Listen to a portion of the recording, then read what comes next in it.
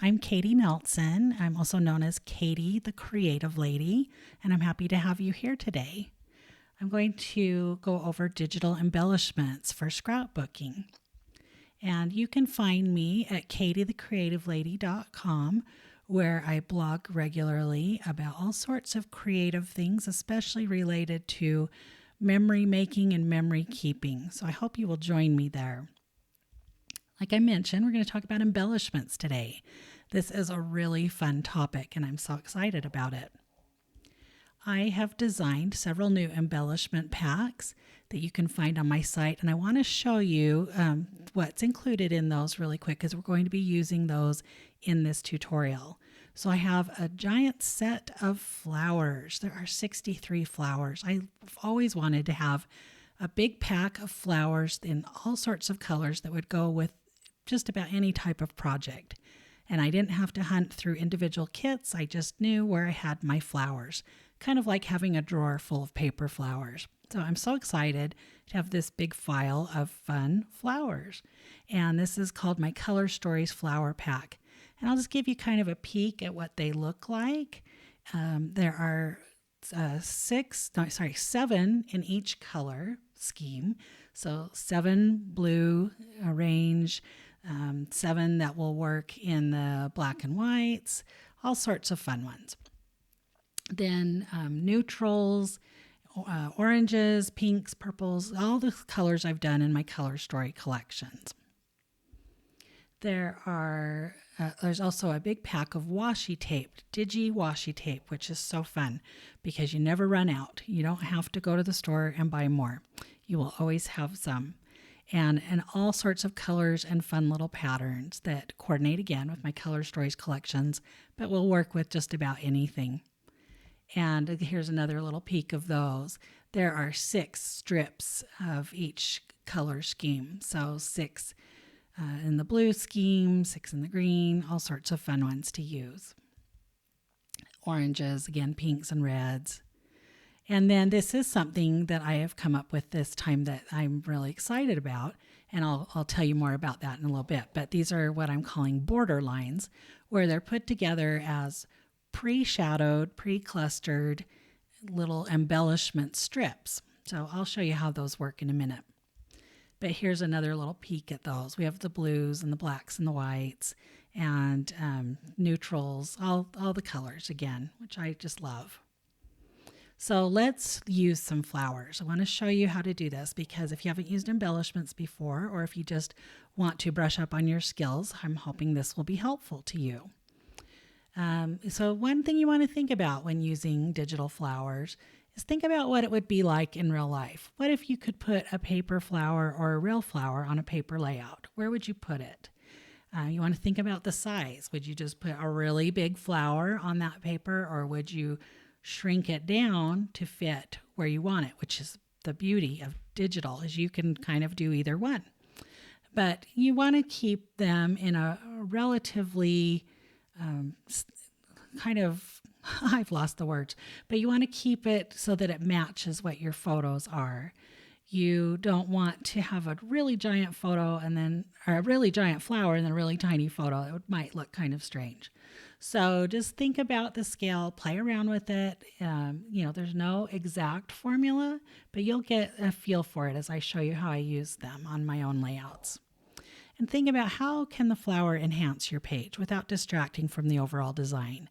And I'm not here to tell you what's wrong or right about your style. Some people love a ton of flowers, and that's wonderful. It's so fun, and that can be really pretty. Some people just want 1 or 2 here or there. So there's really no right or wrong, but you want to play around with it. And I guess what I'm saying is make sure that your photos get a chance to shine. Just don't go so overboard that you lose sight of what you're sharing on the page.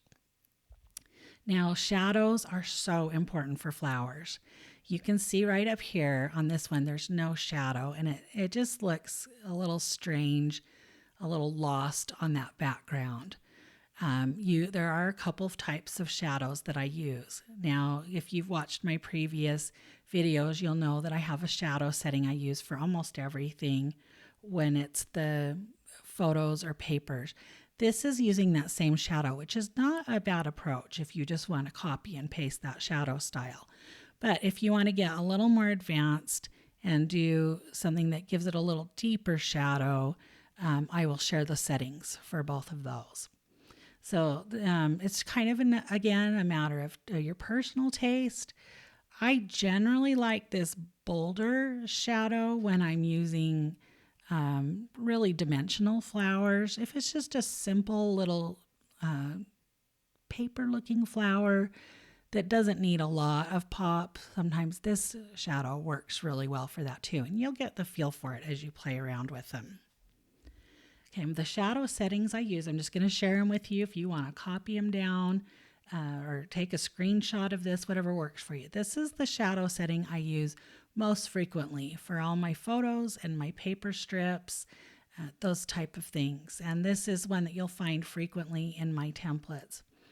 And I like the 45-degree angle. There are people who like a 90-degree angle or a 180-degree angle or negatives of those numbers.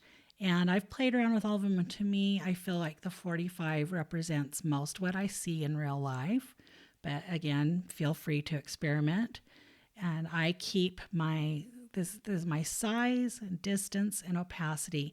These are settings that you should be able to use in Photoshop Elements or Photoshop. And if you use full Photoshop, sometimes you have a little more control over some other settings, but these are the ones that you will want to know. Then for the bolder shadow look, and you can almost see like a little shadow of the petals, and it gives a very realistic look. This is a bigger shadow. You can see where the last one was 9, this one was 30. 35 and 35. I've just played around with settings so long over the years and tried a lot of different styles, which are shadow settings you can import into a program. And this is what I've come up with as my favorite. So I hope those will be useful to you. If you are new to shadowing or need a refresher, please be sure to watch my video on basic shadows, because it explains a lot how you want to approach shadowing and why you would want shadows. And there's times where you don't want them. But I really feel like on flowers and embellishments in general, you do need shadows. So that is my viewpoint, and I hope that that works for you too. Okay, for doing a layout, I'm going to use some flowers from this pack, and I went through some of my templates and decided that this one would be a really fun one to add flowers to. It's from my Ruby Reds collection. And this has been a really useful template to me. It's something that I feel is quite simple and easy to just fill with photos and words, but wouldn't it be fun to add a couple of little flowers? So I have all these wonderful pictures from a trip to Hawaii. And if you look very closely right here, I've added flowers, but I have not added any shadowing. I wanted you to see what that looked like. It just doesn't look quite right to me. It feels like, well, those are nice, but something is missing, especially when you see how my shadows are nice around my photos, help them pop just a little off the page. Not a lot, but it gives that look as if in real life, if you were looking at photos taped to a page or glued to a page.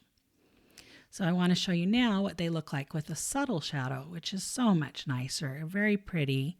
And that even gives, especially with this flower, that really gives a lot of nice detail just with that subtle shadow. And this one, they just look really nice. And so I am very happy with that look. But also, if I want to go bolder, there's the bolder look. There's the deeper shadow. And some people might feel like, well, that's too much on a white background. I don't need that. But like here, they might think, oh, I really like that. So it's okay to use different shadows and different parts of the layout. I would just keep them, sort of at least going in the same direction, but which is the 45 degrees. But that's not a bad look if you want to change those up. But I love the look of the bold shadow. To me, that's really pretty. Okay, for washi tape, this is a really fun one. These need shadows too, but not as deep. Now, I did put a little deeper shadow on the preview because I want you to be able to see all the individual pieces. But I'm going to show you how I use them on a layout. You want to think about how you would use washi tape. I'm sorry about my weird spacing there. That happened when I put it on the screen. So you want to think about in real life, when you put a piece of tape down, it's not going to have a giant shadow. It's supposed to be sticking to the page, but maybe lifting off just a little to hold your photo. Now, washi tape's a really fun embellishment because it's really great. It's not gender specific. Some people might feel like flowers can only be used for girls, and I think it's fine to use them for all, but I can understand why some people might not use as many flowers on some layouts. But washi tape, I think, goes with everything. It's probably my favorite little embellishment. And keep your scale in mind again. Don't have a giant piece of tape holding your photo. You wouldn't really do that in real life either. So think about what you would see in the physical world and apply it to the digital world. Now, shadow settings are important for washi tape. It only needs a really light shadow. You can see right here that I've just done very light shadowing, and you can also see that my washi tape has a slight transparency to it, and it's kind of fun when you layer it over a photo or over another piece of tape. It gives a more realistic look. The shadow settings I use for washi tape are very slight. You can see, again, I love that 45 degrees, but I'm only using a size and distance of 3, and then my opacity is at 30%. And, if you want to get comfortable adjusting those, just adjust those sliders and see what you like. But these are settings that I've worked with for a long time, and I really like them. So I'm going to work on a layout right now, and I want to use some of this washi tape. And it's a layout I want to do for my son, and I needed a journaling card. So I just was looking for sort of a plain journaling card and found this one in my Ruby Reds pocket cards. I'm also going to use some black and white paper. This paper I've used so many times. I just really love it. And it's great for a lot of backgrounds.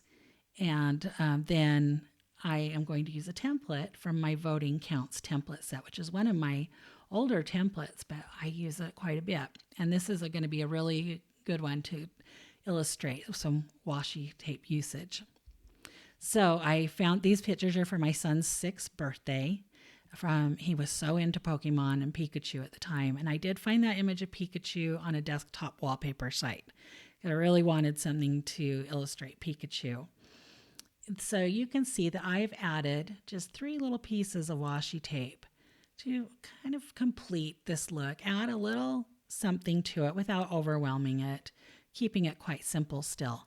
And you can see that it's a minor shadow, very light, and it looks like that, I've laid this little card or this photo down and just taped it on. So I like the look of that. You could go a little bolder with your shadow, but for me, this is what washi tape would look like. And here's an example, and I really enlarged this so it might look a little pixelated to you. But this is if it was a deeper shadow versus the traditional shadow I used, or the lighter shadow, I should say. And this just gives a little bit too much floating look to that tape. So I just wanted to illustrate to you why I feel the way I do about shadows on tape. Okay, what are border lines? So this is something that I came up with as I was playing with all the flowers and washi tape.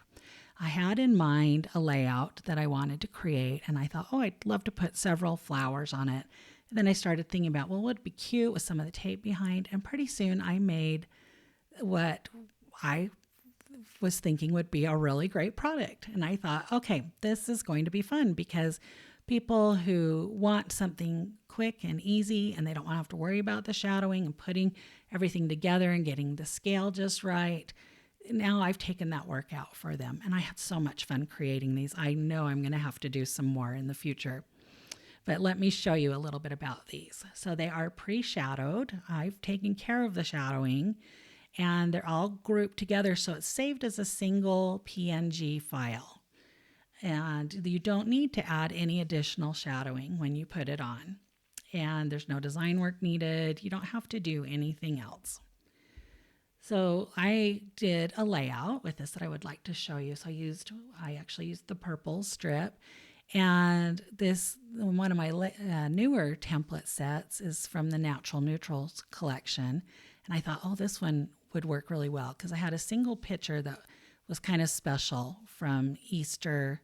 I think my daughter was about 5. And again, her dress had some purple in it, and she loves purple. So that was a fun choice to use this collection again. And here it is. So there's a cute little picture of her in her Easter dress. And I picked out that pocket card and the little patterned paper.